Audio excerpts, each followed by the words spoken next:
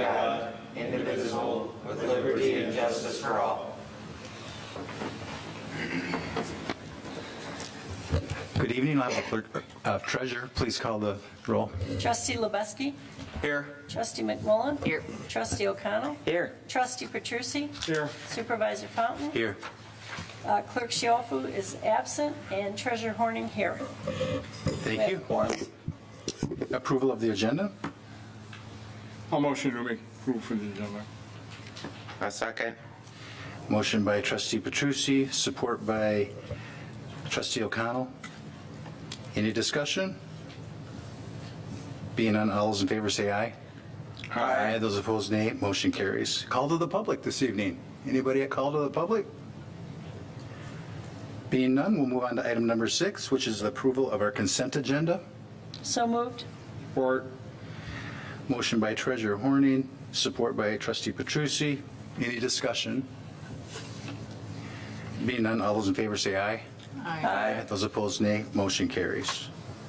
Item number 7, pending a new business. We have 5 new business this evening. The first one is site plan PD application number 25-010, Highland Road Self-Storage Plan Development, and this is the final portion of the PD. Good evening. If you'd like to come forward for the applicant, hello. We have our planner, Troy Linger, here this evening, and Troy's going to give us a quick overview of the applicant that's in front of us. And this has gone to the final from the Planning Commission, and we will get Troy's remarks from that meeting as well. So you got the floor. Oh, thank you very much. This request is a plan development for essentially a climate-controlled self-storage facility. Where this is located would be behind the Arby's restaurant and in front of the Best Western Hotel. So there's a acre and a half-ish parcel in between there that the applicant is proposing to construct this climate-controlled self-storage facility. As you mentioned, we're in the final PD stage. Just to recap that, the first part of a PD of this process is conceptual, which goes before Planning Commission and the board. No formal decisions are made at that point, just comments. The second part of that PD process is preliminary review. We do a public hearing, we notice it, we have the Planning Commission hold that public hearing.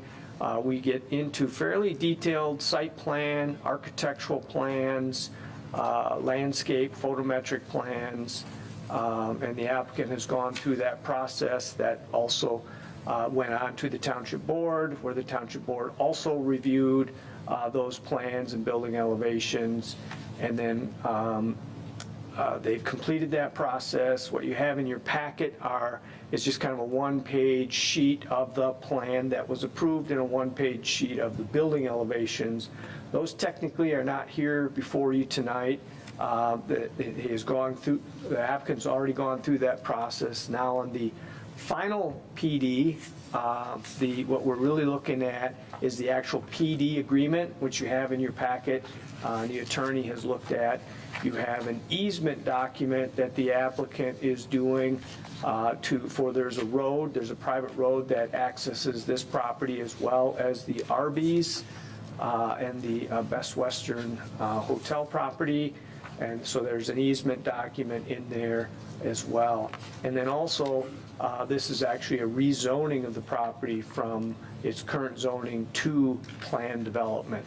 So those are the 3 things we're really looking at tonight. This will be a rezoning, this will be a planned development agreement document, and there's an easement document. Planning Commission discussed this at its July 10th meeting and recommended approval, and now it is here for the board to discuss and act on. And if you have any questions, I'd be available to answer any of those. Thanks, Troy. And our applicant, and I'm sorry, I didn't ask for an introduction. Sorry, Joe Conja. Welcome. Do you have any comments before we open it up to any board questions? No. All righty. Board, you have, feel free to ask any questions. To the applicant? I think that I had some discussion with both Troy and Mike earlier. They said that you have fire suppression in this building? You Yes. will? Yes. Okay. And then I thought at one of the meetings, I had asked, well, you know, it's climate controlled. Could someone store their classic car there? Did, I don't recall that question. okay, is that something that would be amendable to Yeah. your business? I don't know if that's what we're going for. Okay. And I'm not certain if the sizes of the self-storage designers would feel that that might be the most optimal I way see. to lay out the property. But it's an interesting thought. I mean, I don't know that we considered it, but we do have a number of street level Mm-hmm. ones that I think will be probably the hottest commodity. Right. But we'll consider that, but there's definitely no plan Thank right now, you. but absolutely we'll consider. Okay. Summer, you have any comments from the planning commission? Okay. Any other board members? Again, this is final. Troy, any This final is, comments? well, just so we're clear that it is final, it is a resolution, so of this one, we need a roll call vote on Got this it. one. Yep. I'll move to approve the site plan application 25-010, the final plan development site plan for Highland Road Self-Storage Plan Development as outlined in the staff memorandum dated July 9th, 2025, and the resolution to rezone the subject property. Support. I have a motion by Treasurer Horning and support by Trustee McMullen. Any discussion? Being none, I'll have the treasurer please call the roll. Trustee Petrusi? Yes. Trustee O'Connell? Yes. Trustee McMullen? Yes. Trustee Lubusky? Yes. Treasurer Horning, yes. Supervisor Fountain? Yes. And Clerk Schofield is absent. Welcome. Resolution passes. Thank you. And the best to you. Hopefully you can break Thank you ground very soon. much. Yep. Thank you very much. Appreciate Thank it. you. Thank you. Have a nice evening. You as well. Item number 7B, site plan application number 25-004, Sawyer Ridge Residential Plan Development, preliminary site plan. Good evening. And again, we have Troy here this evening to review this site plan, which is preliminary. I believe this is an adjustment to the ones that have come here before, correct? Correct. Yeah. So Troy, you have the floor. Okay, this is this also is a plan development. This property that we're talking about is at the southwest corner of M59 and Pleasant Valley Road. There's about a 71 acre parcel that the applicant is bringing forth for a 172 lot residential subdivision. This is it's inverted here, but this is a layout of that. And in fact, this is a slightly updated one from the one that was included in your packet. The thing that's changed is the applicant has modified their phasing plan. Other than that, everything would be the same. So this plan development has, well, there's a long history on this property of a prior development, but excluding all of that and trying to keep tonight short, the applicant here had a conceptual plan. They came in front of the Planning Commission as well as the Township Board. Initially, there were, I might be off on it, maybe 56 apartment units, and then they modified that to get rid of the apartments, and they just made it total single-family residential. That conceptual was in front of both Planning Commission as well as the Township Board. Then they proceeded for preliminary plan, and one of the other changes from the conceptual to preliminary is their access drive that goes out to M59 previously was further to the east and would have abutted the corner, about a 7.5 acre parcel on the corner. MDOT requested that that drive be moved further to the west in the location that you're seeing right now. So the Planning Commission held a public hearing on this at its June 12th meeting. We did have a number of residents that attended and spoke at that public hearing in June 12th. This is the plan that you have in front of you, and the Planning Commission ultimately recommended approval of this single-family subdivision. It now is here in front of the Township Board, so it still needs to go through the final PD.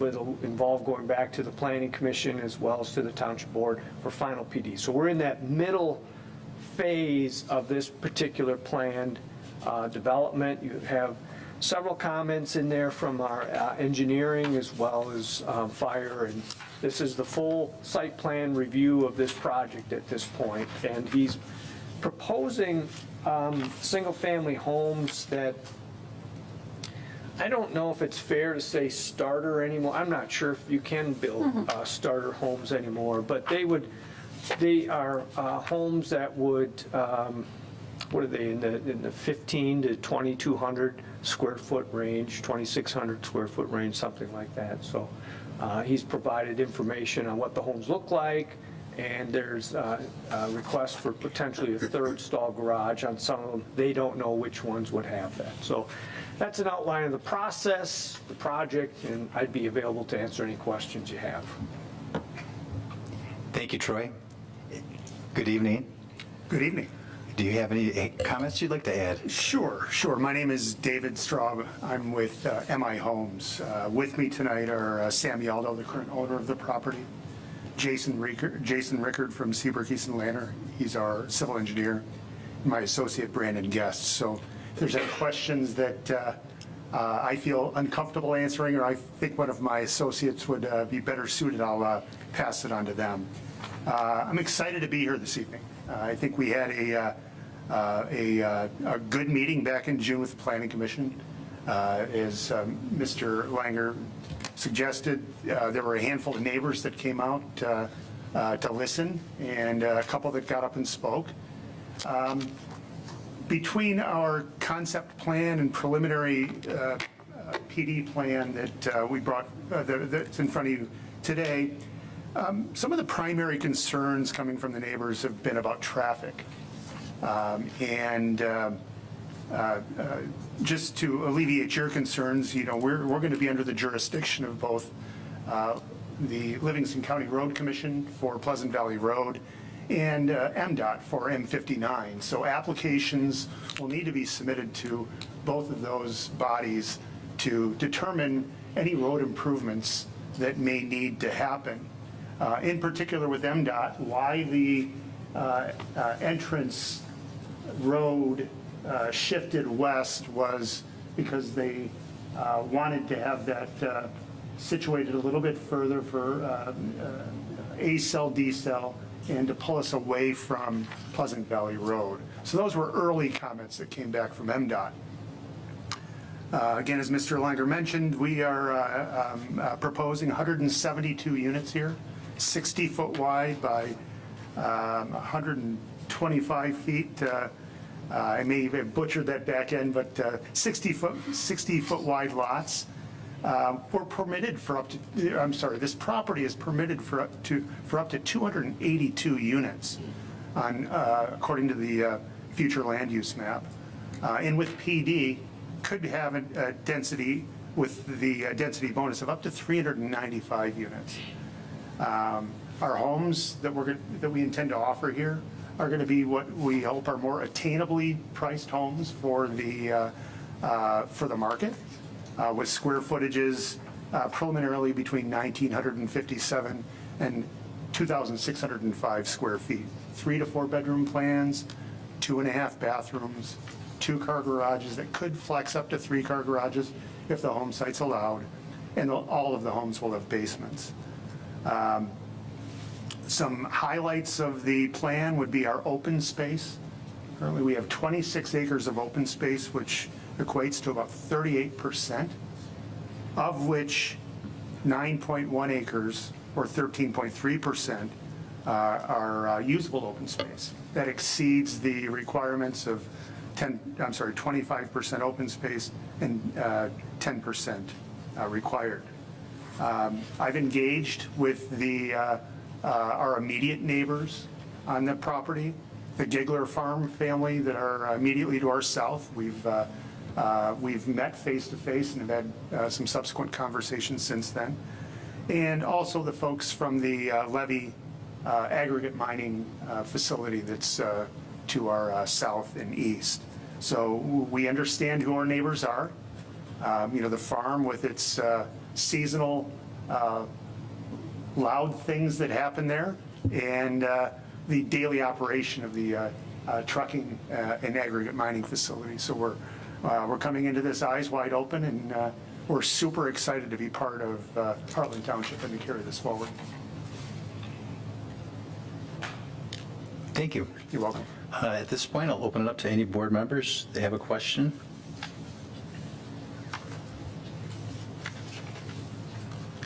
One question I have, it looks like you're anticipating having this have accessibility to the project to the east or west, correct? Correct. Yep. I have a question. Where your park is located, where it says park, what kind of a park is that going to be? Is that going to have things for the little kids to play on, swings, that kind of stuff, or is it just going to be? Yeah, so we want to make sure that we have some activated open space there, and we are planning a play set for neighborhood children, some benches, and then we're going to have pathways throughout the community as well, in addition to the sidewalks that'll be on both sides of the street. My concern with that is this. I like parks. I love parks and subdivisions. I mean, this particular subdivision is going to be a welcoming site to Heartland. Lower priced homes, not the $500,000-$600,000 ones. You're going to get a lot of kids. You're going to get a lot of families. And so I think you're going to have a park that's going to be used a lot. But that park is right on a major thoroughfare, and that bothers me because that's where kids get kidnapped all the time. Wait, is there going to be anything between the park and the road? Is there going to be a wall there? Because if not, could that park be moved over to a lot in front of lot or behind lot 158? We don't intend to put a wall there, but I understand your concerns, and through our our detailed engineering that we'll work on with our engineer, we can work on the best location for that. I think just concerns think of a about- better buffer. You can have a little kid out there playing at sunset, and that happens all the time. Sure. Some nut over there is going to pull off that street, and it's easy getaway. Sure. And that kind of bothers me. So if you could just move that, now you got a lot of property there. So I would assume you could find another place for it. Yeah. That's one of my concerns. Okay. Understood. Comments I've heard from people, they were so happy to see the mixed use go away and the single family. People are always saying we need single family homes in this town, so I was happy to see, the mixed use go away. So are we. And very appreciative that you're going with less density to give the lots more room. I know you've been listening to us. Thank you very much. Summer, you have anything to add this evening? Sure. I know in one of the meetings, they were talking about putting the street trees closer to the corners. In my travels, I've been in subdivisions where the trees are closer to the intersections, and I feel that's a safety hazard. So if they could, be further away from for the line of sight, just for safety concerns, I think that would be, better for traffic in there, because you don't want to hit, another car or pedestrian that you don't see behind one of those trees.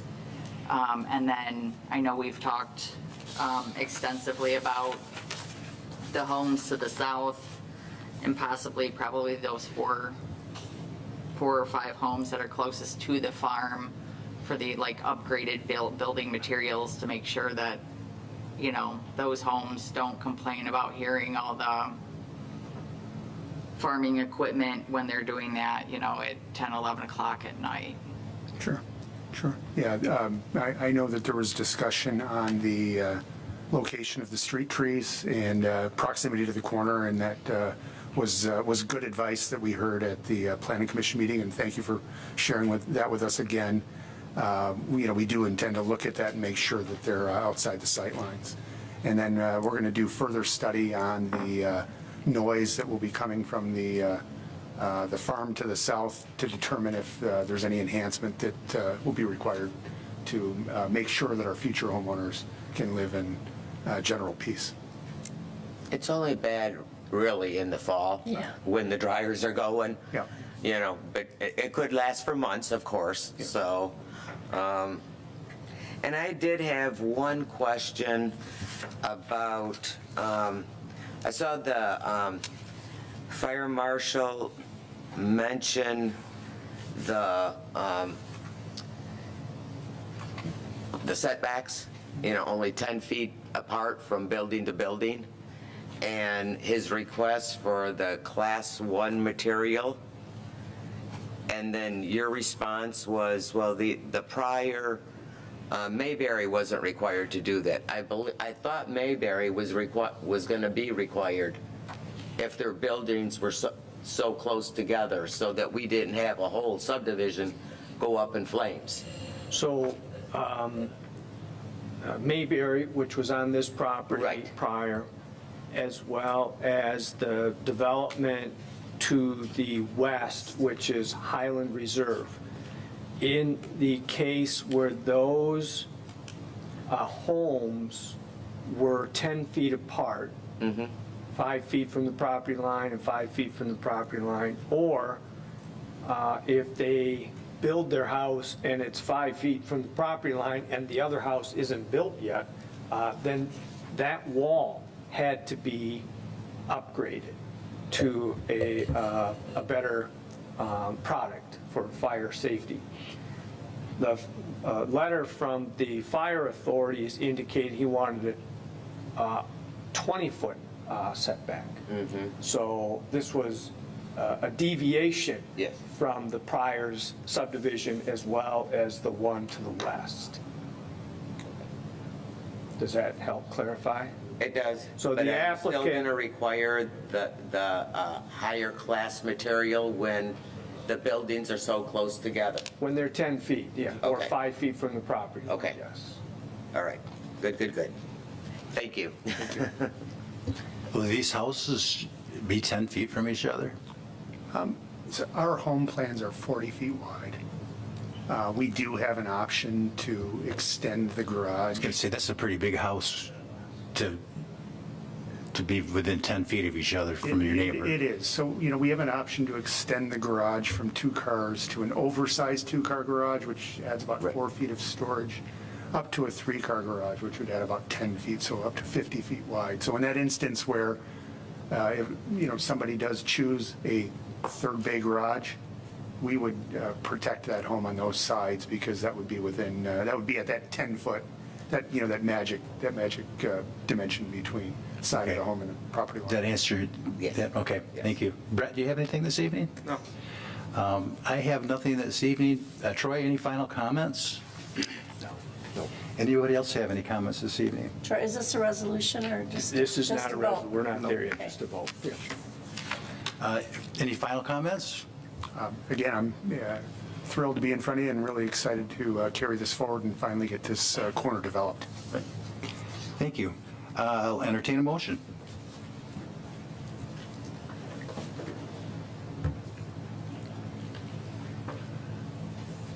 Move to approve the site plan PD number 25-004, the preliminary plan development site plan for Sawyer Ridge plan development as outlined in the staff memorandum dated June 9th, 2025. I'll support it. Motion by trustee McMullen, support by trustee Petrucci. Any other questions? Being none, all those in favor say aye. Aye. Those opposed, nay. Motion carries. Thank you. Thank you. Item number 7C is a site plan special use application, automobile repair, which is a minor at 9900 Highland Road. Good evening. Hello, And sir, your name is? Joe Mazer. Joel? Joe, Joe. J-O-E. Thank you, Joe. Yep. Welcome. you. Again, this has been through the planning commission. Is this the final portion of this one? Yeah. It is, correct? And it's not a PD, right? It is not a P. So with that, I'm going to turn this over to our planner, Troy Linger. He can give a quick summary as to where we are in the process and the results of the planning commission, then we can open that up for questions. Go ahead, you have the floor. Thank you. This is a special land use permit request. The property that we're looking at is the LaFontaine Automotive property in front of the Cheryl Stockwell School. This property is directly on M59, right there on the aerial. So the applicant is interested in purchasing this property and then wanting to use this property as well as the building for automotive repair.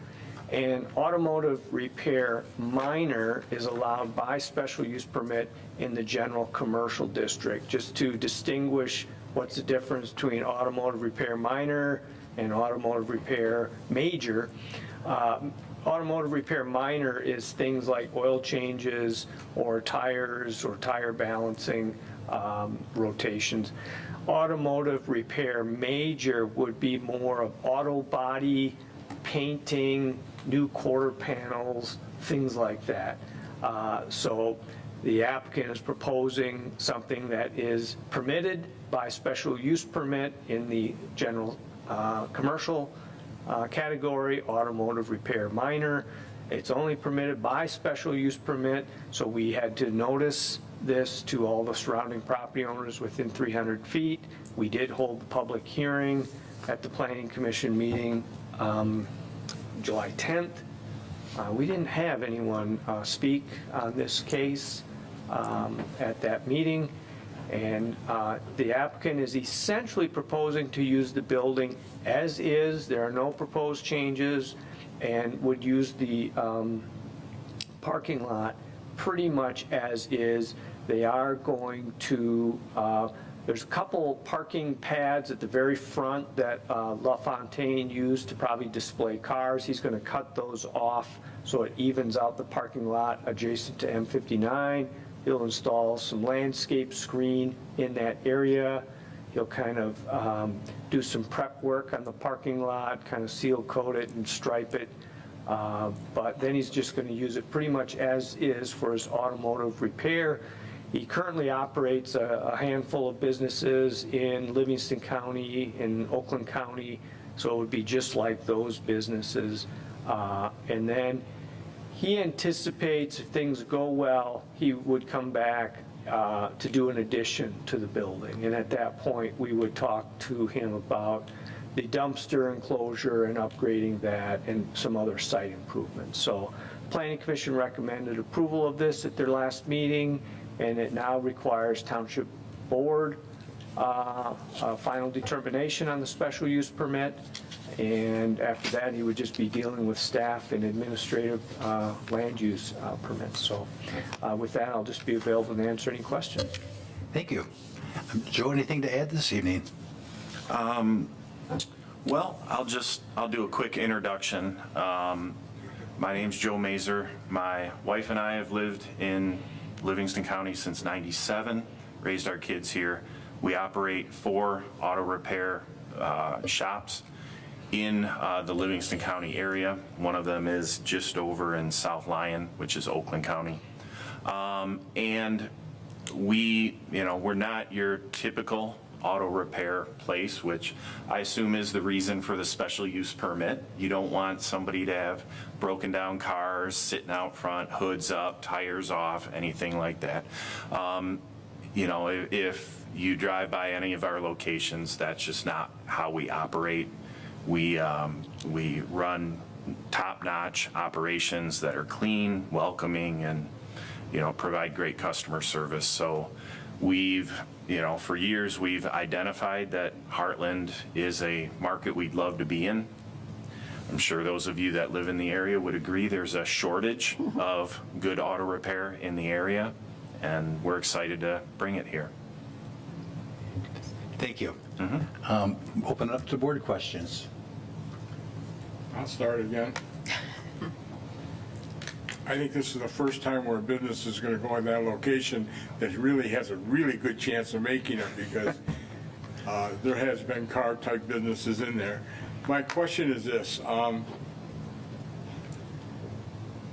We talk about noise with the neighbors and things like that all the time, and just talked about it with the farm. However, it's my understanding that the type of equipment you use is not the hydraulic stuff that you typically hear at a gas station or whatever, repair shop. It's more, it's lesser noise. Is that my understanding? Is it correct, or? So that's partially correct in that, you know, we do still have air-powered tools. Those are the loud guns that you typically hear that are used to take off tires mainly. And some of our guys use that. However, just like everything else, our industry is changing, where our air compressor needs in our stores are less and less, because more and more of our technicians are using electric DeWalt powered tools and things like that that are much quieter and actually safer for them. It saves their hearing, and, you know, they prefer it much more. So we spend more money on electricity to charge their batteries and less on running an air compressor. So And I want to mention one other thing. I think that the first business that was in there was a used car lot, and then it left and was vacant for a while, and then another one came. And they did do some repairs in there, and they did make some noise. But I think the people are aware of that. There's going to be some, it's not going to be totally quiet. But I just wanted to mention that, because I think that I heard, or somebody told me or whatever, that you use a different type of tool, which is a good thing. And I know it's not going to be perfect, but. yeah, so several of our other locations have homes that are much closer in proximity to the building where the repairs are performed and stuff, and we just don't have concerns. Our 3 out of the 4 of our buildings, the shop area is actually air conditioned, so during the summer, the doors are closed anyway, and, you know, any noises or sounds are just kept inside. And I mean, we don't operate late at night, we don't operate early in the morning, and, you know, we're just, you know, we're a good neighbor, trust me. Okay. I think it's a good thing to have in our, we really need this. Yes. Well, truth At be some told, location, we need an auto repair shop. yeah, truth be told, when LaFontaine bought it years ago, I wanted to buy it, but at the time I was purchasing another location, so we had to wait. Other board members? Any questions? Summer, anything? That's good. Anything else to add, Troy? No, I don't. It being none, I'll entertain a motion. I move to approve special land use permit and approve the site plan application 25-007 as outlined in the staff memorandum dated July 9th, 2025. I support. Motion by Treasurer Horning, support by Trustee O'Connell. Any discussion? Being none, all those in favor say aye. Aye. Those opposed, nay. Motion carries. Welcome. Okay, thank you. Yep. Have a safe trip home tonight. Item number D is site plan number 25-001, Urban Air Adventure Park Plan Development, and this is a concept plan. Good evening. Gentlemen, how are we doing? Your names, please. Nate Sumner. Welcome. Again, we have our planner here this evening. He's obviously been busy. I don't ever remember us ever going through 4 site plans in one evening, but if we did, we'd still be on the first one. So thanks to Troy and your team streamlining these and being efficient. With that, I'm going to turn this over to Troy. You can give everybody a preview. This is the first time this has been here. It has been in the paper through the Planning Commission, so I'm sure the township board members are all aware of you coming here. So, Troy, you have the floor. Okay, thank you. This is a plan development. Just the way it worked out tonight, we had 3 plan developments, all at different stages. We had one at the final, we had one at the preliminary, and this one's at the very beginning, conceptual. They have an idea, something they want to do, and they're kind of running it by the township. They were in front of the Township Planning Commission here on July 10th. And now they're here in front of the board. They have a little ways to go with the preliminary review and then the final. So they've got a little ways to go. They'll be at the Planning Commission for their preliminary in about a week. So they're moving along. Nonetheless, let me back up and just talk a little bit about the project.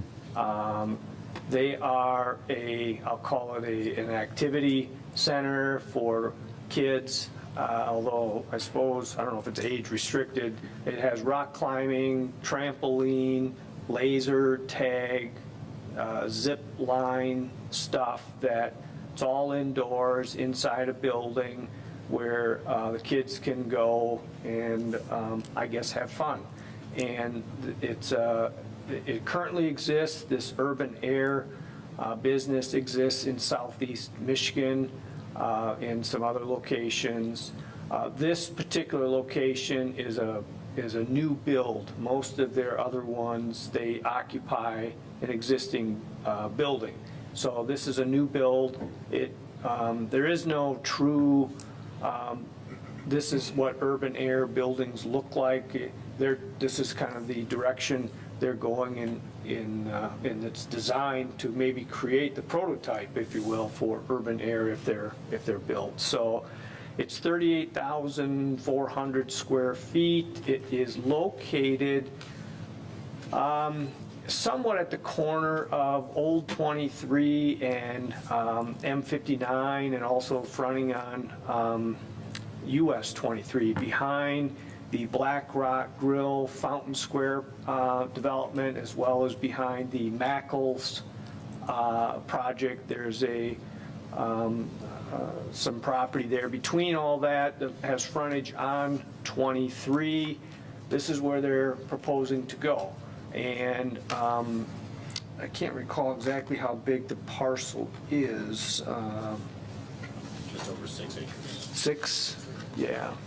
So the eastern portion of their property, which actually is up against 23, is actually a wetland area, so they're staying away from the wetland area.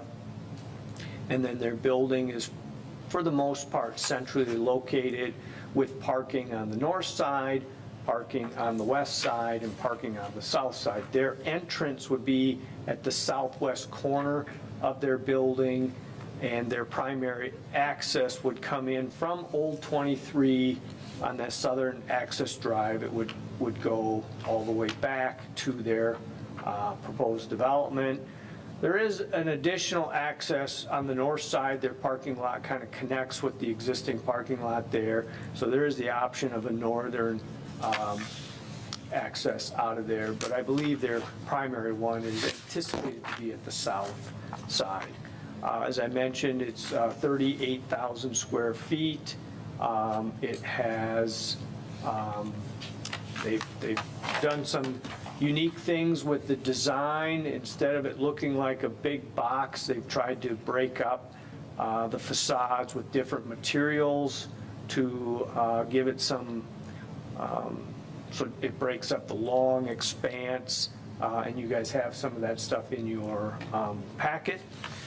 And With the planning commission, we discussed all of this stuff, went through it and provided comments. Again, there's no formal determination made at these conceptual review, but I believe, if I summarize it, it received a lot of favorable comments at the planning commission. And with that, I'd be open to help answer any questions you might have. Thank you. Kevin and Nate, right? Yeah. Welcome. Thank you. Would you have any comments to add before the board can ask some questions? I think it's great. You guys are good? We're good. All right. So, board, I don't think we've ever had something like this come before us. So, it's very unique. And it's almost 40,000, so it's close to an acre. Yeah. That seems like a big area to run around in. Zip line. Yeah, I mean, typically they're 30 to 40, I mean, a lot of them are actually bigger than that even, 50,000 plus square feet. So this is a good size. It's typical, I would say. So are there competitions or anything like that, or is it just pretty much like for family recreation? And I think I read something in an article where it talks about adults can come here to use that as well. There is no age limit. Some of the attractions have a height limit, right? So if a child's too small, they can't go on some of the attractions, right, from a safety standpoint. But there's no age limit. And there's lots of different activities. So, there's different adventure parks or trampoline parks. Urban Air kind of tries to differentiate itself from just a trampoline space. And so you have some trampolines, but you have a lot of other types of activities, laser tag, rock climbing, ropes course, zip line overhead. So that's what takes up all the spaces, kind of a variety. So the goal is to be able to satisfy children from toddler age almost to the teenagers is your key market, right? So you have a variety. Some of them are more focused towards younger kids, some are older kids, and then you get lots of chairs and massaging chairs for the parents to sit back and have their kids run around. Yeah, they wear us out. I took 40 kids with my wife to one a couple weeks ago, and the kids wanted to play, they wore me out, so. Other questions? I'll start again. I know that you don't want it to look like a warehouse. I understand that. But I really like the artwork. I think it's artwork because you did around that building. I think that really looks sharp. Really does. Are you going to have any areas in there where there's water involved? No, No? other than a water fountain and bathrooms. But yeah, there's no water No. play activities. Okay. No splash pad. And is, on that same note, there's probably places where you could have a birthday party or something like that. Is that part of the That's business a big part plan? of the business. So there's plenty and Concessions. party rooms. There is a kind of a fast casual, restaurant inside there as well. And so there are party rooms for parties.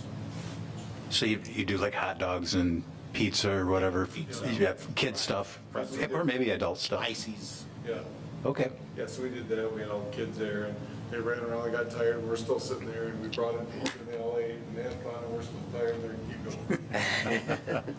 Get a second wind. Yeah, they go for long. Any other questions from the board? I think it's great. Looking forward to this. Yeah, The we kids have to of the go. community are going to be excited about this. Yeah, we have to go all the way to Ann Arbor to rock climb right now. I Yep. told my grandkids, and they're like, "Is it going to be ready when we come at Christmas?" I'm like, "I don't think so." Fast. Yeah, right. That's what I said. Is there an urban air near us that we could go visit? Or There's Commerce Township. Yeah. There's one there. and where in Commerce? Commerce. Yeah. In Commerce. Sterling Heights has one, and then there's Oxford, Holland, and I think Saginaw actually just opened up one as well. They all have the same type of building? No, it varies. All those are, most of them are existing places. Let's say it was the Toys R Us, right? That closed down, and then they leased that space out. So that's where, Troy was mentioning, we kind of had some design freedom here because we were doing a ground up build on the building. So to me, we were able to have this flexibility to make it more fun and everyone to know that this is not, a warehouse. It's not something boring. We want to attract people and have a kind of a wow factor. My last question would be,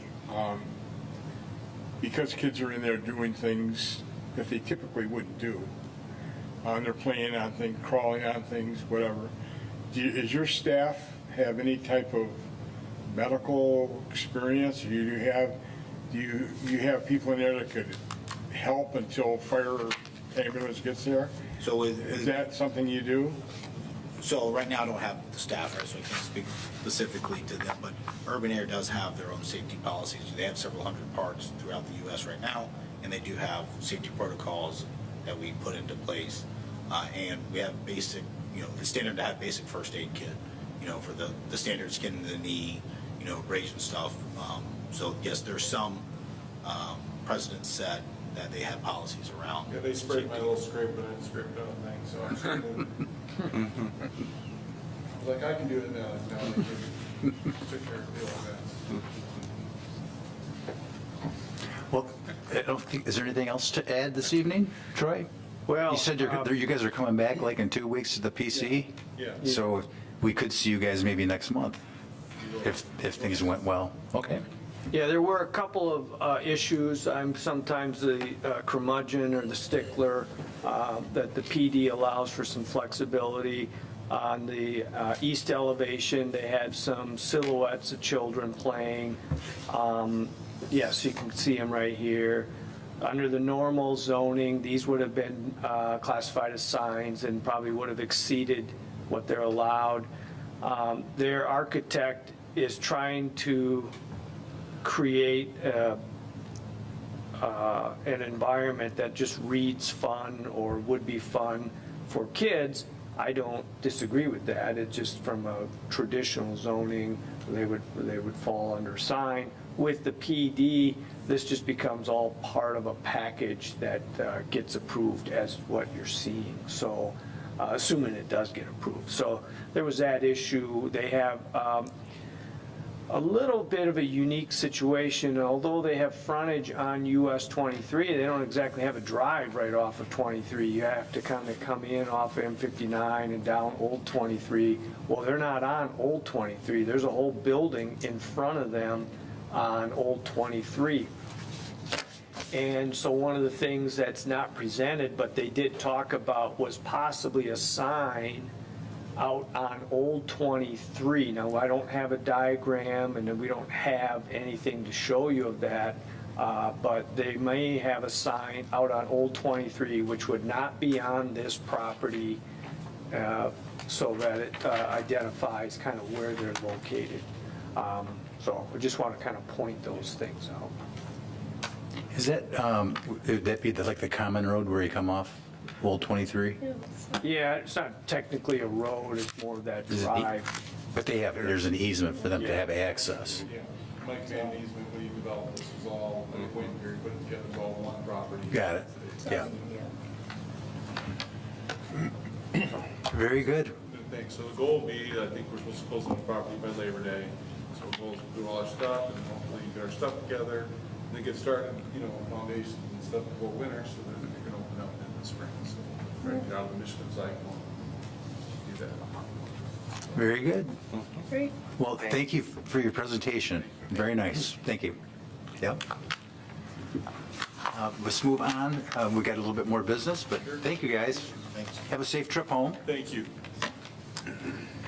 Item number 7E is 2025 Public Works Tractor and Implement Purchase. This is something we've discussed in work sessions for several months, and I'll probably turn this over to Scott Habel this evening, correct? Thank you, Supervisor Fountain. As you discussed, we did bring this to the board a while back to get an LOI just to get the building process underway for this tractor, knowing that it was going to be till close to now to be finished. This tractor, just to discuss it again, something we're looking into purchasing. We feel a big need for it because a lot of the things this is going to accomplish for us, we've had to rent equipment for We've had to organize drop-offs at our water plant with special equipment on the delivery person's end because we don't have forklifts to lift heavy things off trucks. Even as far as probably some safety chip installs at our parks, this is going to help immensely with the front bucket. It's also going to be coming with a brush hog, which we do a lot of park mowing, but again, we have to go rent equipment to do that. So we're basically seeking the blessing of the board tonight for this purchase, knowing that we're hoping by the end of this month, we're going to get the call that it's delivered. I'd be happy to answer any questions that you have. Any questions? I got one. So is it going to be any other attachments besides what you listed? Not with this purchase, but most of them are 3-point hitch attachments, so there's always opportunity to look for more in the future. Okay. So it's pretty versatile. Is John Deere the only make that you kind of looked at? Did We you go look- to the Kubota place or whatever it is over there on Gold 23? We priced some Kubotas, and I believe we priced, I can't think of the name. Yanmars? Yanmars, yeah. Yanmars. And You know, my brother-in-law owned a John Deere dealership in Florida, and he has told me many times that the quality isn't what it used to be. yeah, we just felt confident with this and this Tri-County that we've worked with a lot. And the prices all came in fairly remotely close. I listed in here how through that Sourcewell program, that saves us 18%, which is kind of a municipal program over the entire order, not just the tractor, so. There's a box blade too. Yep, To- grading blade. Just in addition, Summer, as to what Director Habel had mentioned, there's also a box blade to be able to scrape in great parking lots. You mean the back blade? Yeah, well, it's box blades, they're different, The square one? correct. Yeah. Okay.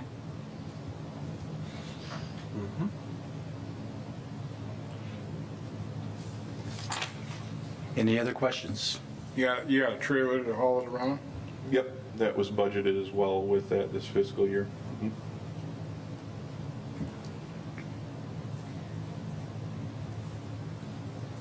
Go back up to the motion, I'll make a motion. Motion to approve the purchase of a new John Deere tractor and implements through the Tri-County equipment for the cost not to exceed $59,821.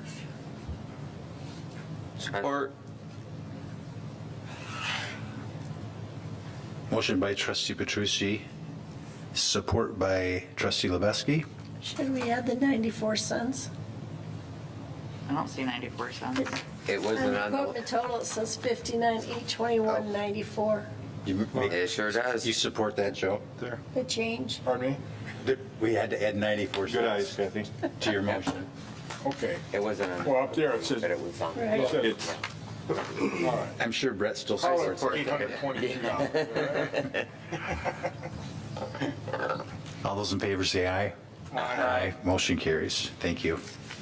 Let's move on to board reports this evening. Start with Treasurer Horning, I have nothing this evening. Trustee O'Connell, Nothing? Trustee Lebeski, No report. Trustee McMullen, No report. Trustee Petrucci. No report. I have nothing this evening. We will take a brief recess, and then we have just this evening our manager's report. So we will go in for a brief recess.